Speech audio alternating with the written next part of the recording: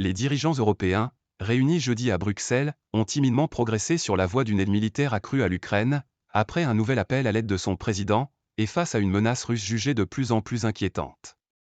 Ils ont décidé jeudi d'aller de l'avant avec un projet visant à utiliser les bénéfices provenant des avoirs gelés de la Russie dans l'UE pour armer l'Ukraine. Les intérêts de ces avoirs représentent entre 2,5 et 3 milliards d'euros par an, selon le chef de la diplomatie européenne Josep Borrell. Nous sommes déterminés à agir très rapidement afin de pouvoir utiliser une partie de cet argent pour soutenir l'Ukraine, a affirmé jeudi soir le président du Conseil européen, Charles Michel, lors d'une conférence de presse.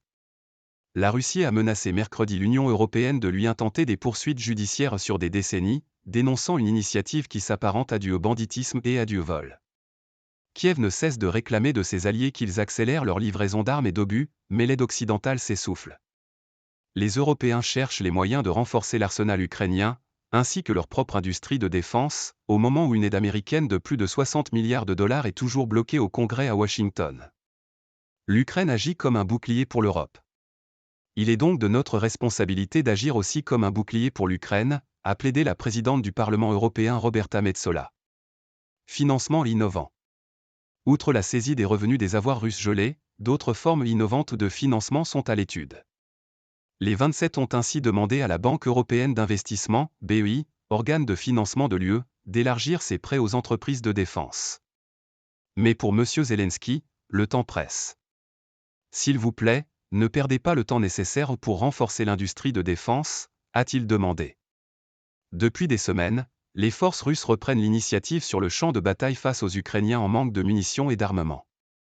La Russie a de son côté mis son économie sur le pied de guerre et reçu des centaines de milliers d'obus de la Corée du Nord.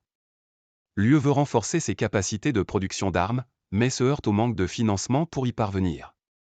La France et d'autres pays comme l'Estonie sont favorables au lancement d'un grand emprunt européen afin de répondre, comme cela avait été le cas lors de la pandémie de Covid, à la menace existentielle pesant sur l'Europe.